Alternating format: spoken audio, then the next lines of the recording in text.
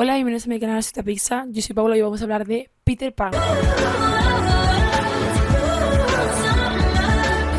Bueno, llevo mucho tiempo queriendo hacer este vídeo, pero quería hacerlo de verdad, al detalle, con toda la información, currándomelo en condiciones. Y entonces, pues la verdad que he atrasado bastante este vídeo. Es una cosa bastante diferente a lo que suelo hacer porque es un vídeo ensayo.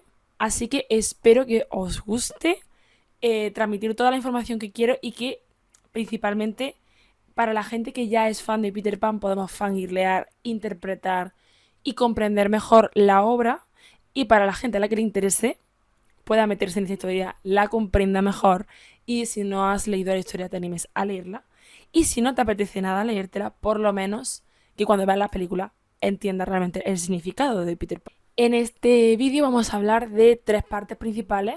La primera es el autor, porque el autor es muy importante para entender su historia y realmente el significado del personaje de Peter Pan. La segunda parte pues será una breve introducción de dónde viene la historia, ya que esto originalmente no era una novela. Y la tercera parte, que es un poco la chicha de todo, es que una vez entendiendo todo esto, vamos a hablar de la simbología de Peter Pan, de cómo interpreto yo qué significa cada personaje, cada metáfora, cada cosa que se transmite en este libro y por qué es tan importante para mí esta historia. Así que obviamente puedes saltarte todo y meterte en la parte de la interpretación, pero se va a entender mucho mejor si ves todo, evidentemente, porque voy a hacer referencia a cosas que he explicado antes. It's up to you, es a tu elección, ¿no? Y bueno, también quería decir que tengo un canal de TikTok de libros en el que hablo de libros pues de forma más rápida, por si os interesa, por aquí abajo. Y mi Instagram de fotos bonitas, de maquillaje, de ropa, de mis cosas aesthetic, que también lo dejaré por aquí. Así que dicho esto, espero que os guste mucho y vamos a empezar. Vale, vamos a empezar con el autor. J.M. Barrie, James Matthew Barrie, era una persona que sufrió mucho en su vida. De hecho, voy a cortar un poco esta parte porque tampoco quiero como entrar en hacer un vídeo ensayo solo de la vida de este autor. Voy a contar como cosas más importantes para que entendamos su obra, y ya eso nos llevará al origen de Peter Pan, porque el origen de Peter Pan viene de su propia vida personal, ¿vale? Para que entendamos el contexto de J.M. Barrie, él fue una persona de familia media, de clase media, de Escocia, que nació en el 1860 y murió en el 1937, un hecho que marcó toda la infancia y toda la vida de James fue la muerte de su hermano de 13 años, David. Porque, aparte de, evidentemente, por la pérdida de ese hermano, con solo 13 años, que además fue una cosa súper inesperada porque fue por una caída, se dio un golpe en la cabeza y ya, fue una cosa de repente. Él era el pequeño de su grupo de hermanos y su madre básicamente los abandonó. Lo que pasó con esto fue que él se sintió absolutamente abandonado por su madre, al punto de que para intentar tener la atención de su madre, él fingía ser su hermano muerto. Se ponía su ropa y hablaba con su madre como si él fuera David, en vez de James. Evidentemente, él quería tener siempre 13 años para poder acercarse a su madre y que tuviera esa atención, y por tanto era un niño que no quería crecer. Y esto puede sonar un poco a Peter Pan, evidentemente. Esto fue una cosa que le produjo evidentemente un trauma tremendo, y de hecho a raíz de todo este trauma y ese estrés que sufrió de niño, desarrolló un trastorno llamado enanismo psicógeno. Podéis investigar en internet si os interesa este tema. Y solo creció hasta el 1,43 a 1,47 centímetros. O sea, es una cosa absolutamente determinante en su vida el hecho de que él no quería crecer, porque quería ser como el hermano al que sí quería su madre. Y esto se puede ver claramente en su obra. Y no solo en su obra, sino en su forma de entender el mundo y de comportarse. Él no quería tener relaciones íntimas, adultas, con nadie. Él se casó, pero nunca tuvo hijos. Y sus parejas dicen que nunca consumaron el matrimonio. Y él quería ser un niño, no en plan turbio. Él quería literalmente tener amigos niños, sin nada inapropiado. Simplemente quería ser un niño para siempre. Entonces, ¿qué pasó? Por esa capacidad, ese intelecto que tenía, porque a pesar de ser una persona infantil, era tremendamente inteligente, era un genio. Él vivió su fama y su reconocimiento literario en vida, a pesar de no ser de familia rica, tuvo becas para estudiar, fue amigo de Arthur Conan Doyle, o sea, fue una persona realmente metida en el mundo literario porque lo valía. Total, que él estaba metido en su mundo académico, publicó novelas, publicó historias y él vivía de la escritura, era una eminencia. Pero bueno, el caso es que él se casó, él estaba en su movida y un día en los jardines de Kensington conoció a un grupito de niños que se hicieron amigos de él porque él era una persona infantil. Le gustaba jugar, le gustaban las conversaciones y se entendía muy bien con los niños, al punto de que lo consideraban como su tío. Y también se hizo amigo de los padres de estos niños, obviamente, de Sylvia y Arthur. Y estos son los niños en los que se inspira para escribir Peter Pan: George, Jack, John, Peter, Michael y Nicholas. Te suenan estos nombres porque son los nombres de Peter Pan. Y los jardines de Kensington son los jardines en los que conoció a estos niños. Y la historia de Peter Pan, en la que se cuenta el origen de Peter Pan, cuenta que en estos jardines es los que nació y se creó Peter Pan. Así que es claramente una referencia autobiográfica. Que el padre de estos niños falleció y él se hizo amigo de Sylvia, era su amiga, la madre de los niños.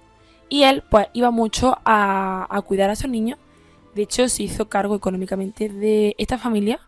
Y cuando Sylvia falleció, él adoptó a estos niños, que lo consideraban, como digo, como su tío. O sea, que es que estos niños eran su familia, ¿vale? Y a esos niños les contaba historias. Y gracias a esta experiencia de contarles esta historia, creó finalmente Peter Pan, el personaje, y la historia de Peter Pan y Wendy. Entonces, vamos al punto número 2, el origen de Peter Pan. En realidad ya lo he contado un poco, pero a raíz de contarle esta historia a estos niños y pues sus nombres, inspiraciones e inspiraciones personales de su propia vivencia y de lo que a él le movía como autor, escribió la obra de teatro Peter Pan o El chico que no quería crecer. Esta obra tuvo muchísimo éxito, se hizo amigo de un productor de Broadway o algo así que confiaba muchísimo en él como artista, y entonces esta obra se llevó tanto a Inglaterra como a Estados Unidos y ya ahí alcanzó la super fama. Y después de esta obra de teatro pues se novelizó a la historia que conocemos como la novela de Peter Pan y Wendy, que fue un acierto hacerlo novela porque el narrador de esta novela es el mejor narrador que yo he leído nunca, que ahora entraremos pues en la parte esta interesante que es la del libro, ¿vale? En 1929 cedió todos sus derechos de Peter Pan al hospital, os leo, Great Ormond Street de Londres, que era un hospital infantil. Era una persona muy comprometida con la infancia. Así que esta es un poco el origen, estas anécdotas que les contaba a los niños de esta obra de teatro que luego se escribió en una novela. Que también hay otra historia que es la de los jardines de Kensington, que es como el origen de Peter Pan. Yo esa no me la he leído, pero he investigado sobre ello para hacer este vídeo, ¿vale? Así que bueno, ya habiendo entendido un poco de dónde viene todo, vamos a hablar de Peter Pan y Wendy. A partir de aquí, la interpretación es mía. Quiero decir, la interpretación a lo mejor hay cosas que tú ves de otra manera. Hay cosas que sí que se dicen literalmente en el libro, en plan, esto significa esto, y yo te lo voy a citar. Pero si no, simplemente podemos no estar de acuerdo en este punto, ¿vale? Así que yo te voy a contar qué representa para mí Peter Pan y todos los tiempos. Evidentemente va a haber spoilers, porque estamos desglosando y desgranando y destripando al completo la historia. Si te importa o no, o sea, yo te recomiendo mucho leértelo, evidentemente. Pero si prefieres como entenderlo muy bien antes de adentrarte en la historia, también es lícito. Ya esto es un poco, es lo que tú prefieras hacer. O a lo mejor simplemente quieres saber cosas de la historia y ya te has visto la película. Yo te recomiendo encarecidamente que si no te vas a leer el libro, te veas la película que mejor ha adaptado este libro, que es el live action de Peter Pan, la gran aventura. Esta película lo es todo. Aparte de que es increíblemente preciosa, es la mejor adaptación que se ha hecho de Peter Pan y Wendy. Además de que, o sea, tiene literalmente diálogos exactos, calcados de la obra. O sea, es perfecto, y de hecho se hizo un final totalmente desgarrador que luego no se publicó. Yo he visto vídeos en YouTube que muestran este final real y es tan... así que bueno, yo te recomiendo que si no te vas a ver nada más, que te veas esa peli. Y también como curiosidad, la segunda película que sacó Disney de dibujo de Peter Pan 2 no es una inventada, está basada en lo que pasó en el final del libro. Porque Jane es la hija de Wendy y efectivamente en el libro se cuenta que Jane también va al país de nunca jamás. Así que no es una inventada de estas que hacen como un montón de historias para continuar con la saga, sino que realmente digamos que es canon. Voy a contarte un poco qué veo yo en la simbología de Peter Pan en cuanto a todas las cosas de las que, como toda la simbología que contempla la obra, ¿no? Por ejemplo, ¿qué representa Peter Pan? O sea, para mí el personaje de Peter Pan, bueno, y como casi todos los personajes y símbolos, representan por un lado inspiraciones de personas como personaje en sí y por otra parte como símbolo. No me parece que sea una sola cosa. Entonces, por ejemplo, para mí Peter Pan representa como varios puntos. Primero, a él mismo, porque él era el chico que no quería crecer, como he explicado, al punto que él mismo llegó. Él es un poco Peter Pan, porque era un niño que era eterno. Esos miedos que tiene Peter Pan, esa anécdota que cuenta sobre su propia madre que le abandonó y que luego tuvo a otro hijo, está basado en su propia vida. Entonces para mí Peter Pan en parte es él mismo. Por otra parte, su hermano. Yo creo que cuando el narrador le habla a Peter o habla de Peter, en parte también habla de su hermano. Primero porque es un niño que no está ni vivo ni muerto. Es un fantasma. Se cuenta como que Peter, como tal, no está ni vivo ni muerto. Su hermano, a pesar de no estar, siempre estuvo presente en su vida. Y siempre tuvo 13 años, como Peter Pan. Yo siento que le habla a ese fantasma. Como que en parte le está hablando a su hermano, David. Por otra parte, obviamente tiene que haber inspiraciones de la personalidad de Peter, que era el niño adoptivo, en el que se basó y se inspiró para crear a Peter Pan. Seguramente hay cosas de su personalidad, aparte del propio nombre Peter, ¿no? Tiene que haber cosas que le inspiraron a crearlo, porque ese niño siempre se sintió como el niño que inspiró a Peter Pan. Así que evidentemente hay cosas de vivencia infantiles que vivió con ese niño que ayudaron y fueron muy parte del personaje. Así que eso también está ahí. Y por otra parte, lo que he comentado, no es solo un personaje, sino que es un símbolo, un sentimiento. El del miedo a crecer. Y el miedo al paso del tiempo. Por eso se le aparece a Wendy y se le aparece a todos los niños en cierta edad. Para mí esto es muy significativo. Si a todos los niños a partir de cierta edad se les aparece Peter Pan y aparece en sus cabezas, es porque Peter Pan representa algo que se le aparece a los niños en cierta edad, que es cuando van a la pubertad, pues te aparece ese miedo a crecer y ese me quiero agarrar a la infancia porque tengo miedo de lo que va a pasar después porque voy a ser adulta. Así que para mí un poco tiene que ver con eso, y de hecho esto está muy relacionado con saber volar. Saber volar es una metáfora clara a ser niño, o sea, al pensamiento infantil. Porque el niño es el único que tiene la capacidad de volar. Que es como ese pensamiento infantil, esa imaginación que tienen los niños. Y por eso es muy triste cuando al final Wendy habla con Peter y le dice: yo es que ya me he olvidado de volar, Peter. Yo ya no sé volar.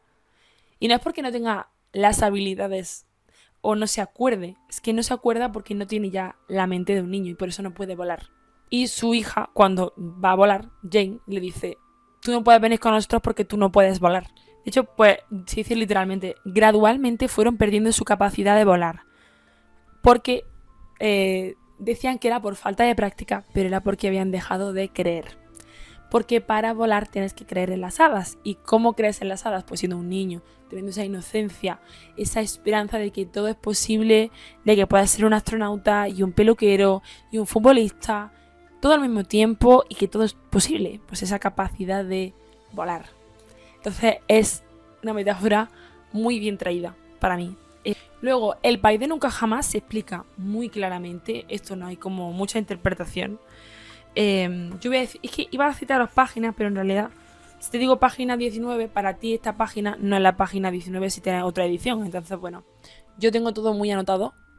Lo anoté para hacer este vídeo. Literalmente, el país de nunca jamás es la mente de los niños. O sea, viene perfectamente explicado y por eso solo los niños pueden ir a Nunca Jamás, porque Nunca Jamás representa la mente de un niño. Dice así, como que la madre estaba ordenando el cajón de los pensamientos de los niños. Es todo tan... Es que es como si fuera la mente de un niño, pero a la vez la imaginación y la capacidad literaria de un adulto. Tiene una calidad impresionante. No sé si en alguna ocasión has visto el mapa de la mente de una persona. A veces los médicos dibujan mapas de otras partes de tu cuerpo y tu propio mapa puede ser lo más interesante, pero a ver si los pillas intentando dibujar el mapa de la mente de un niño, que no solo es confusa, sino que no hace más que dar vueltas y más vueltas, puesto que el país de Nunca Jamás siempre tiene más o menos la forma de una isla. O sea, la mente del niño. Naturalmente hay muchos Nunca Jamás muy diferentes, pero en conjunto los Nunca Jamás tienen un aire de familia. Y bueno, pues habla un poco de eso, de que el mapa de la cabeza de un niño está en forma de isla porque es una isla de Nunca Jamás, y que a día de hoy la gente que ya no tiene ese Nunca Jamás en la cabeza, aunque ya nunca podremos desembarcar allí, aún oímos el murmullo de las olas. O sea, no puedes volver a la isla, pero puedes oír el murmullo de las olas, un poco como que a veces te quedan como cositas de la infancia, como, yo qué sé, yo tengo aquí figuritas de Disney, ¿sabes? Y tengo 25 años. Tengo el murmullo de las olas de mi país de Nunca Jamás. Y hay cosas que se mantienen para siempre en mí, aunque yo ya no sea un niño.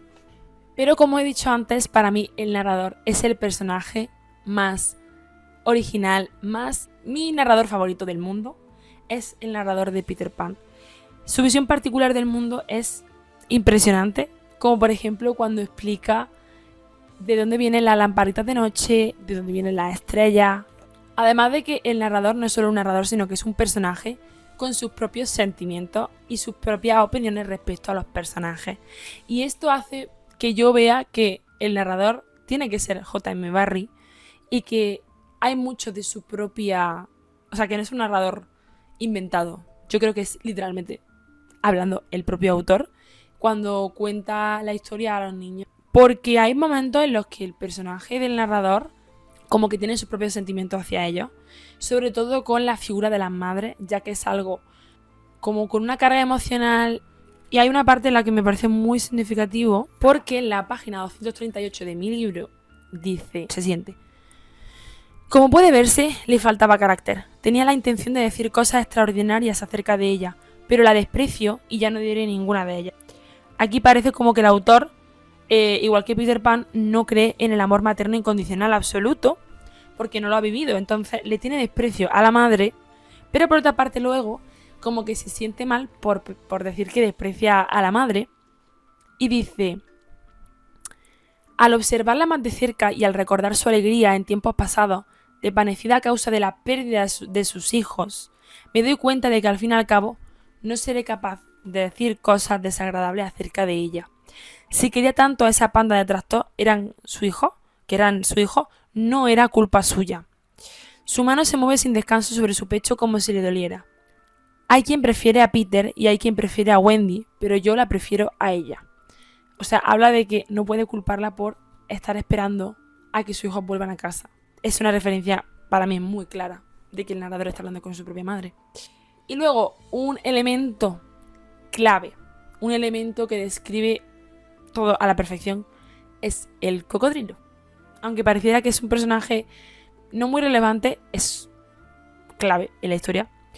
Porque el cocodrilo es realmente la metáfora. O sea, en Alicia en el País de las Maravillas, Alicia persigue al conejo blanco con el reloj. Ella persigue al tiempo, ella siente que llega tarde, ella siente que quiere ir más rápido. Y en cambio, en Peter Pan es el cocodrilo con el reloj en la tripa que empieza a sonar tic-tac de forma desagradable. Es el tiempo el que persigue a Garfio. Y no persigue a cualquier personaje, persigue a Garfio, que es el único personaje adulto de País de Nunca Jamás, el que puede crecer. A ese personaje malo le persigue el cocodrilo, el reloj. Le persigue el tiempo, le persigue el paso del tiempo y le persigue la muerte. Con un tic-tac constante que le pone nervioso y él huye del tiempo. En vez de ser como en Alicia, que Alicia persigue el tiempo, él huye del tiempo. Entonces me parece clave, me parece un personaje muy importante. Y bueno, no hemos hablado de Wendy. Evidentemente Wendy es un personaje muy importante porque representa la adultez y el amor y la maternidad. Sé que esto desde fuera, desde un punto de no entender la obra, no entender el autor, te podría parecer algo de género, algo machista, como de ¿por qué la madre tiene que ser la que cuida a los niños y la niña no puede ser un niño más? ¿Por qué la niña no puede ser una niña y ya? Pero esto es una cuestión puramente vivencial del autor, porque el autor quería encontrar en su compañera de vida una madre. Esto es una cosa que a él realmente le pasó. Él no quería tener a una amante, sino que quería una compañera que fuera su madre o que le diera ese cariño que su madre no le dio. Así que esto es algo que para mí no es machista, es una cosa concreta del personaje. Y por eso es tan raro, porque parece que Peter y Wendy van a ser los padres de los niños, y en parte son los padres de los niños, pero él no está buscando en ella una compañera romántica. Pero Wendy sí quiere. Wendy quiere ser adulta, quiere un amor de verdad, quiere una familia. Por eso Wendy representa pues un poco a las mujeres reales, que sí que quieren crecer, o bueno, a las personas que sí que quieren crecer. Este personaje me parece a mí, que se basa por una parte en la madre real de Barry, un poco como lo que él quería y buscaba de ella, pero también me parece que se basa en compañeras de vida que él tuvo y como ese amor maternal que él nunca tuvo. Es una relación que no es nada natural en la vida real, no es funcional y por eso está tan desdibujado. Un poco eso. Entonces, por una parte, para mí representa la adultez, todo esto que he contado, y aparte es un personaje en sí mismo. Y por eso hay una escena en la página 241 de mi libro en la que Wendy vuelve a casa. Volver a casa es tener la capacidad de crecer de nuevo porque no está en el país de nunca jamás. Y Peter le dice a la madre de Wendy: no la podemos tener las dos a la vez, señora. No lo podemos tener las dos a la vez, señora, porque no puede ser un niño y un adulto a la vez. No puede estar en nunca jamás y en el mundo real al mismo tiempo. Que Wendy representa en la transición de la infancia a la adultez. Porque llega un punto en el que ya no puedes ser. No puedes tener a Wendy en los dos lados. Y eso me parece también muy interesante. Un poco eso es Wendy. Y además es muy triste que hay una escena en la que a ella le va a matar Garf. Y dice una cosa que me parece como muy, muy bien construido, el hecho de que sí que me parece que representa muy bien la mente de un niño. Porque al final la mente de un niño no quiere como un adulto porque no tiene esa capacidad, porque no ha desarrollado tan bien la empatía y el cuidar al otro. Un niño cuida de sí mismo, es egoísta. La crueldad que tienen los niños riéndose, pegándose. O sea, un niño es así. Y aquí dice: es triste reconocer que ninguno de los niños miraba a Wendy mientras Smee la ataba al mástil. Todos tenían la vista clavada en aquella plancha sobre la cual darían sus últimos pasos. No están pensando en que Wendy va a morir, sino en su propia movida de que a ellos también los van a tirar por el barco. Cuando Wendy era la madre de todos ellos. O sea, un hijo no quiere como una madre. Y es un poco como lo representa también aquí. Y es muy triste, pero es bastante acertado. Y luego hay otras metáforas que son un poco menos claras para mí, como es el beso de la señora Darling. En el libro no explican qué es el beso de la señora Darling. En el libro lo que he sacado en claro de esto del beso es que en ciertos momentos del libro se compara el beso con Peter Pan. Y dicen que el beso de la señora Darling se parece físicamente a Peter Pan. Así que ahí tiene que haber una correlación entre que el beso de la señora Darling, que Wendy no tiene, tiene que ser algo que se mantiene en la adultez, que se relaciona con la inocencia, el carisma infantil, no sé. Pero bueno, también me parece muy relevante que cuando comparan el beso con Peter Pan, mencionan algo que es que uno de sus encantos es que conserva todos sus dientes de leche. Los dientes de leche son un símbolo de la niñez súper que me encanta. O sea, es que no sé cómo expresarlo, pero el tema de los dientes de leche es una representación muy buena de la infancia. Entonces, ¿qué es este beso? Para mí sería como algo así como una ilusión, como la inocencia, la alegría ante la vida, la ilusión que se conserva. Y por eso dicen que la señora Darling es como una persona muy alegre, como la más alegre de la familia. Entonces yo intuyo que por eso ella tiene el beso y Wendy no. Y luego otra cosa que tampoco me queda muy clara es qué es la sombra. No sé si la sombra es simplemente una figura mágica como la hada, que yo creo que la hada tampoco representa nada concreto. O sea, sí hay cierta... O sea, se expresa que la hada las crean los niños, porque una hada nace con la primera risa de un niño y muere cuando un niño deja de querer a la hada. O sea, que obviamente las hadas son una creación infantil de los niños, pero no creo que signifique como nada mucho más allá. Pero la sombra para mí es un personaje. No considero que sea como solo la sombra de Peter, sino que es como un personaje más. La sombra tiene un papel activo en la historia y es la que moviliza como todo el principio. No sé qué representará, no sé si también es como que a veces Peter Pan era como su hermano David y él era como la sombra de Peter. Y él se siente como la sombra de su hermano. Entonces como que podría haber también un poco simbología en ese sentido. Si tienes otra opinión, dímelo, no lo sé. Y luego, por otra parte, está lo de la ventana. Que la ventana también me parece un símbolo muy evidente. La ventana es la esperanza y el amor materno, 100%.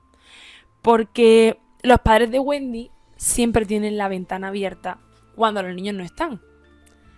Y esperan eternamente con la ventana abierta. Porque hay una contraposición y un paralelismo entre que los padres de Wendy y de los niños tienen la ventana abierta y él cuenta, o sea, Peter Pan cuenta que cuando él volvió a buscar a su madre tenía la ventana cerrada con rejas. Y cuando miró en la ventana no podía entrar y estaba viendo a otro niño en la casa. O sea que evidentemente la ventana es la esperanza y el amor de una madre. Y por eso Peter es como es. Porque a Peter le cerraron la ventana. Y a otros niños como Wendy se la dejaron abierta. Y por eso ella tiene la capacidad de crecer y no tiene ese miedo. Esta parte me parece muy triste.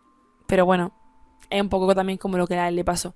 Y luego Garfio, que no hemos hablado mucho de Garfio, para mí, aparte de obviamente el miedo a crecer y la adultez, es el padre, es la figura paterna. De hecho, tradicionalmente al personaje de Garfio lo interpreta siempre el mismo actor que el padre del señor Darling.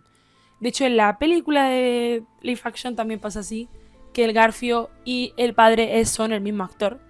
Y es una cosa que se hace tradicionalmente y para mí esto no es algo aleatorio. Para mí esto es algo que es que literalmente Garfio es la visión que tiene Barry de un hombre adulto, de un padre. Tiene muy poca relevancia, tiene menos relevancia que una madre o el amor de una madre, porque ese era el que él buscaba, era el que él experimentó, aunque de mala manera. Y la figura del padre es como un adulto amargado, un adulto solo, un adulto como que es malo ser adulto, ¿no? Es malo ser como Garfio porque es el malo. Pero en algunos momentos se dice en la novela pues que Garfio compite con los niños por ser el más malo, porque quiere la atención de los niños y que se siente muy solo. Y por eso se cae, porque piensa en su vida de mierda y se cae, porque está solo y acabado. Es como que ser un hombre adulto es el peor final posible, eso es lo que representa Garfio. Lo que a mí más me llega, o de lo que a mí más me llega, es la conclusión inevitable a la que se llega, que es que para ser un niño eternamente tienes que olvidar. No hay forma posible de acumular recuerdos y vivencia y a la vez ser un niño, porque la madurez es literalmente vivir. Y por eso llegamos a la parte más triste, que es que Peter Pan va a olvidar todo lo que ha vivido con Wendy, va a olvidar a Wendy, va a olvidar a Campanilla, va a olvidar a Garfio. Campanilla se ha muerto y a él no le importa, porque la única forma que tiene de ser un niño eternamente es olvidar. O sea, esta parte se me hace inevitable, pero muy dolorosa. Olvida todos sus errores, porque si los quisiera, los odiara, si los recuerda, eso lo acompañaría y por tanto él crecería. La única forma de no crecer es olvidar. Así que no puedes ser un niño eternamente si tienes anhelos. O sea, si tú echas de menos cosas, es porque ya has dejado de ser un niño. Hombre, de hecho, es que en los primeros 2, 3 años de vida no recuerdas nada, da igual lo que te digan, físicamente no tienes la capacidad de atender a un estímulo de manera que tú puedas recordar luego. O sea, no está desarrollado el cerebro para eso. Y por eso al principio del libro dicen que los 2 años es el principio del fin. Porque cuando empiezas a recordar cosas y empiezas a aprender, te vas alejando de la niñez. Así que esta parte a mí se me hizo desgarradora. Cuando Wendy le pregunta a Peter, y Peter no se acuerda de nada. No se acuerda de Campanilla, ni de Garfio, ni de nada. Y acabará olvidando que Wendy fue la primera. Porque Wendy no fue la primera. Porque en realidad hay un momento en el que la señora Darling menciona al principio del libro que recuerda haber escuchado algo de un tal Peter Pan. Como que la señora Darling conoce a Peter Pan. Y la hija de Wendy, Jane, se va con Peter Pan. Y la hija de Jane, Margaret, también se va con él. Porque al fin y al cabo, en realidad, no sabemos quién fue la primera niña que se fue con Peter Pan. Pero él no la recuerda. Y no la quiere, por tanto. Muy triste. Hay un momento de vulnerabilidad de Peter que a mí se me hace el momento más triste de la novela. Si no quieres saberlo, pues léete el libro, ¿vale? Estamos en un análisis de Peter Pan, ¿ok? O sea, te lo voy a leer. ¿Qué es este párrafo de aquí? A mí este párrafo me volvió loca. Y de hecho, en la película Live Action sale esta escena y es desgarradora. Cuando los niños vuelven a casa, que los niños, como he comentado, tienen los nombres adoptivos de los niños adoptivos. Cuando los niños vuelven a casa con sus padres y Peter se queda en la ventana, dice esto. George, gritó ella cuando hubo recuperado el habla y el señor Darling se despertó para compartir su felicidad y Nana hizo su entrada de golpe. No podría contemplarse escena más encantadora. Pero no había nadie que pudiera verla, excepto un misterioso chiquillo que atisbaba desde detrás de la ventana. Para él existían innumerables alegrías que los otros niños jamás conocerán, pero estaba contemplando a través de la ventana la única felicidad a la que jamás tendría acceso, que es el amor de una familia. Porque Peter vive en esa infancia perpetua porque no puede recuperar a sus padres. O bueno, no puede recuperar a su madre, que es la que le importa. A mí se me hace de verdad. Se me hace impresionante, es súper triste. Eso es un poco mi análisis de Peter Pan. Seguramente me faltarán cosas. Hay cosas muy interesantes como cuando cierras los ojos muy fuerte y te encuentras en la laguna con la sirena. Todas esas cosas. Hay cosas muy interesantes. Te recomiendo mucho que igualmente te leas el libro de corazón. Es un librazo. Que te veas la película que te he dicho. Y nada. Que espero que haya gustado el vídeo. Que hayas aprendido algo nuevo.